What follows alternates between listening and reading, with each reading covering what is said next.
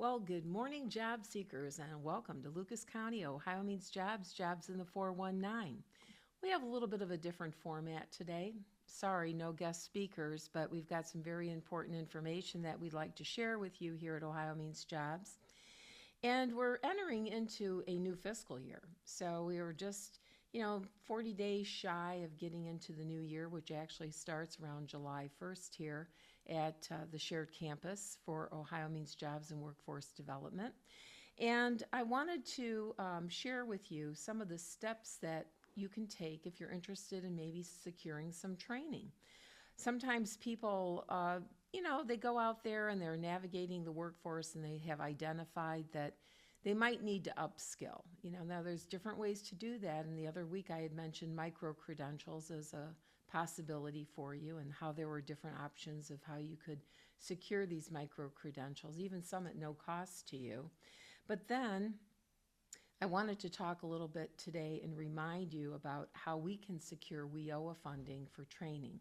Now, there are some steps to this process, and I want you to understand that the first thing that you're going to need to do is contact us here at Ohio Means Jobs.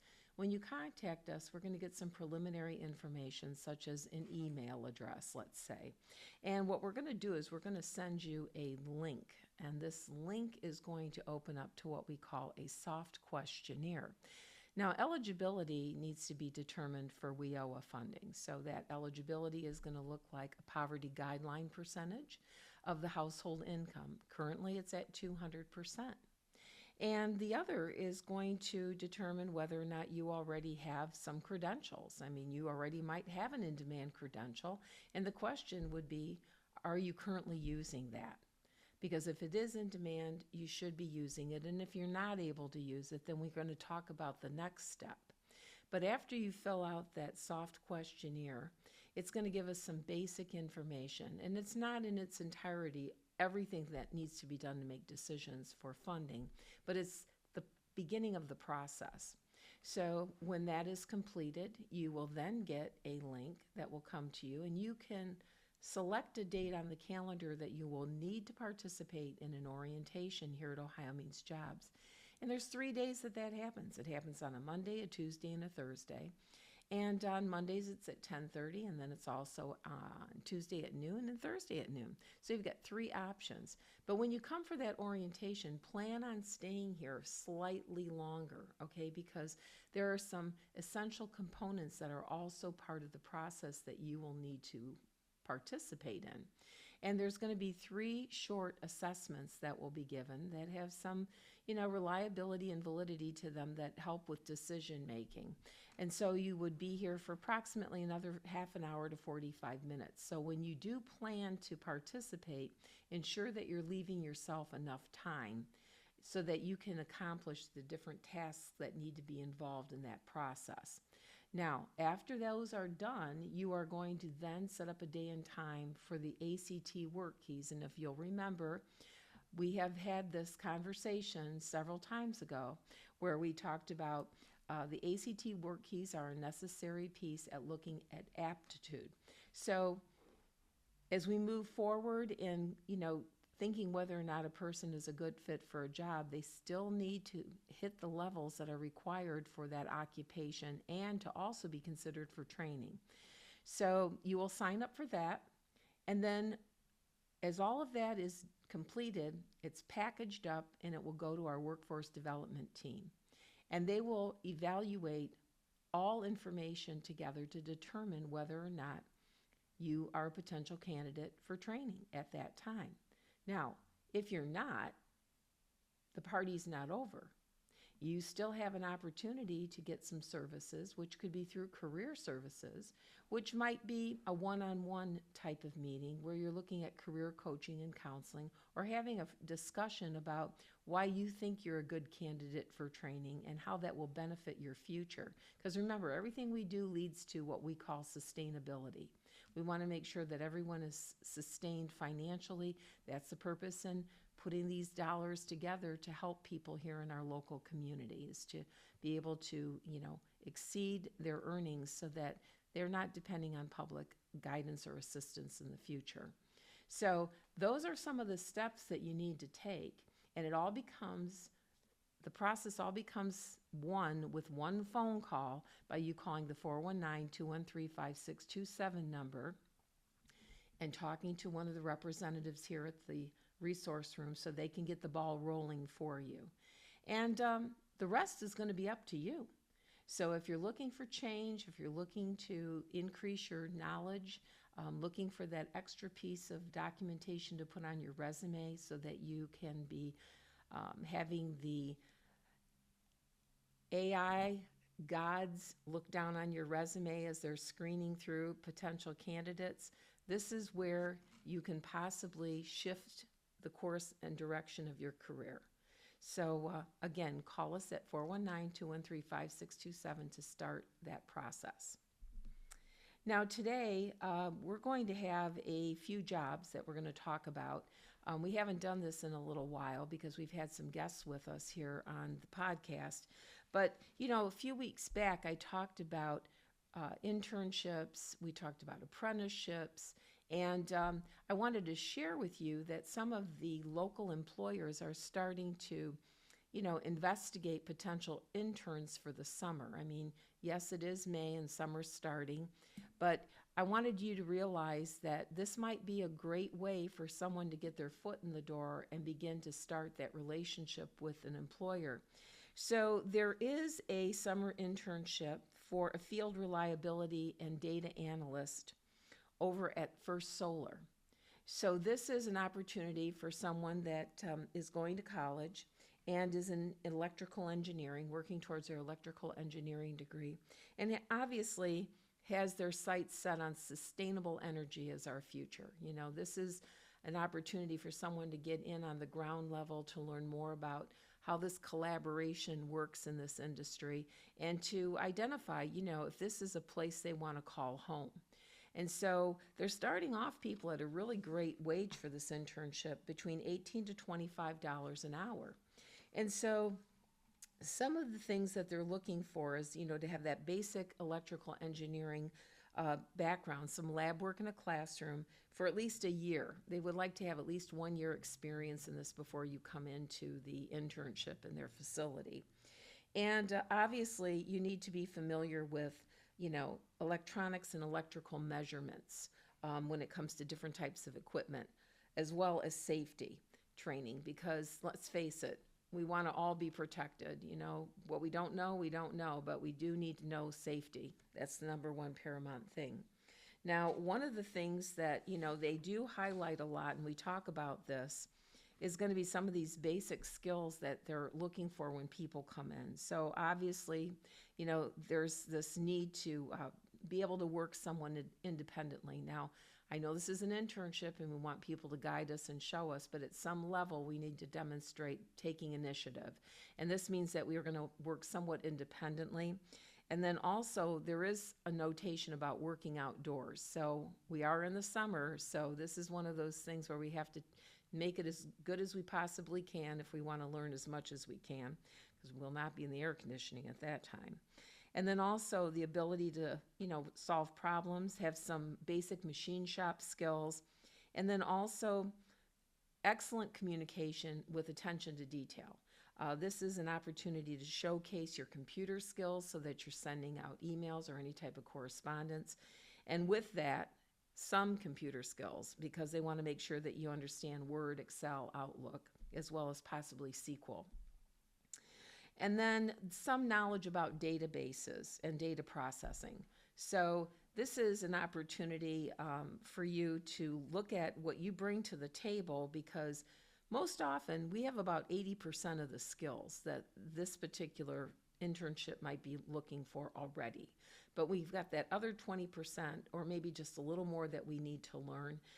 But again, if you take initiative, you're motivated, you're dedicated, and you have some of the basic skill sets that are required, this might be an opportunity for you to be considered for an internship. Now, you may have to go to the university, your department within the university, to talk to someone about this in the engineering area to see whether or not they already may have a connection to First Solar so that you're able to, build the link to network with them to see if you could be a potential candidate to get your foot through the door. So check that out. We have a number here at the bottom of the screen for this particular opportunity, and I think you should see if this is a possibility for you. Now, we have another position, which is for a maintenance worker 1. And this is to do preventive and corrective maintenance on different types of equipment in a warehouse setting. And this particular position is in Wood County. And the thing that's really interesting about it is you're going to be helping with also the installation of new equipment and also the maintenance of that equipment, as well as other pieces of machinery that are in the facility. This is a level 1 maintenance person. They're going to be doing repair and installation, and some of that will consist of replacing motors, rebuilding gearboxes, running threaded piping, run weld piping, overhaul pumps, replace packing shaft seals on cookers and pumps, welds, and uses a cutting torch. So there's quite a few different tasks that they're interested in having performed here. Also, you're going to be daily greasing and oiling the equipment so that things are running like a fine oiled machine, right? And then also diagnosing and replacing equipment and parts. So I think this is a great opportunity for someone that likes that type of industrial background. They're looking at someone here who is perhaps has a high school diploma, can operate a forklift, and also has experience in welding, electrical, and mechanicals.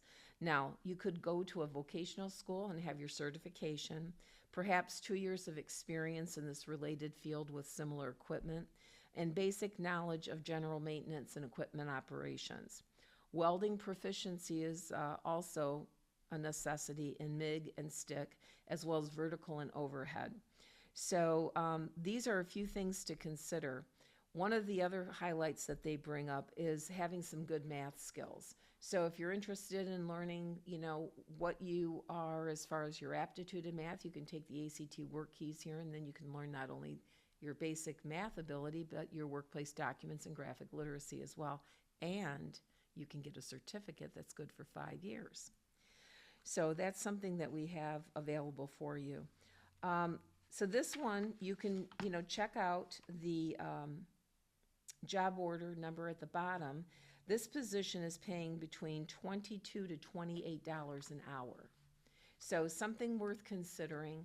I think that it would be great for you to check it out and make application if you have these basic skill sets. Now, one of the things that I want to mention today is we're going to have a QR code up here for additional jobs. So it's really important that you know there's more than 2 jobs here at OhioMeansJobs, but we're just trying to give you a little bit of an insight into what's happening here. But we always have this list of jobs which gets posted, and this is where you can see all the other positions that are available. We've now added Wood County to the Lucas County list, so this will give you a little bit more extensive scope of what's available in the area. But just remember, if you have reliable transportation, you can pretty much go to any of the surrounding counties around us, even up into Michigan. So I want you to take that into consideration as part of your job search. Now, when we talk about the calendar, today we are going to be at the Reynolds Branch Library. Tankia, our outreach specialist, will be there available to assist if someone wants to talk about the training, wants to talk about the WorkKeys, wants to learn more about, how to get involved with OhioMeansJobs. She's there to guide you. And you might maybe even need your resume updated. She can do that for you too. So 10 to 2 will be at the Reynolds Branch Library. Now, we are going to be with the Reentry Coalition on Wednesday, which is going to be the 3rd of June, over at the Glass Pavilion at the Lucas County Metropolitan Museum of Art, Toledo Museum of Art. This is a one-time event annually. We had our event here on the shared campus where we were able to show off our hospitality back in April. Well, this other venue will be at the Glass Pavilion. And it's a very nice event that takes place right outside, I believe, if the weather, permits. They usually have tables and everything set up there. So it's 11 to 1. And if you're interested in learning more about going home to stay, this would be a great opportunity for you to participate, because all of those support providers will be there, and they'll be able to help you on your journey to, becoming reacclimated here to the community. So just wanted to bring that up for you. And then also point out that we have these workshops you can participate in. We normally have 3 orientations a week, as I had mentioned earlier. But if you want to come to the job readiness workshops, those take place on Tuesday, Wednesdays, and Thursdays. So at 10:30, you're able to come in for resumes on Tuesday. This is an opportunity to maybe bring a resume you currently have, or you might just be constructing one, or you may be someone that just doesn't know what to do. This is a place to come and have that kind of conversation. So it's not only about us giving you some suggestions, but you'll hear from other people on what they've currently been doing and whether or not what they've done works and hasn't worked, or whatever the case might be. But getting feedback is really important for these particular types of workshops. And then also the soft skills workshop is on Wednesday. This is where you're going to have an opportunity to learn more about how to communicate about your personality and some of these attributes that you bring to the workforce.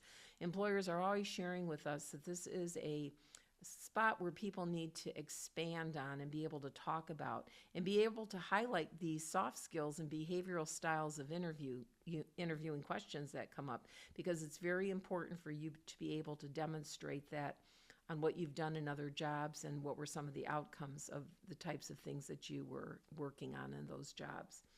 And then, of course, to sum it all up, on Thursday at 10:30, we have interviewing. And this is an opportunity for you to be able to put it all together and then be able to put your best foot forward, going into the process of that interview with an employer, to highlight all of the key elements that you bring to the table so that you are the best candidate for a job. So we look forward to seeing you during the week so you can participate in those particular events with us. I think that if you're interested in the training programs, as I had outlined, take a look. We can always send you or email you an in-demand job list. We can email you the list of the particular vendors or the schools that we're working with and what are some of the in-demand curriculum that they have available, because not everybody has the same thing. And if you are participating in these assessments and so forth, you may identify a particular vocational path that you didn't even think about before. This is a great opportunity to expand your horizons, because if training needs to take place, and this is something you think you need, but maybe some of these assessments and things that we do call for you to look to another direction, we will be pairing you with our career services team. And this is an opportunity for you to work with them to share that information and how you believe that, this is a career path that you might need to go down, or look at other career paths that you think are going to be viable for you in the near future. So we look forward to hearing from you and your participation. And if you have any questions, you know how to get a hold of us, or you can email me at dwight@harbor.org or call at the 419-213-5627 number. So thanks for joining us today, and we wish you happy job hunting. Have a great week.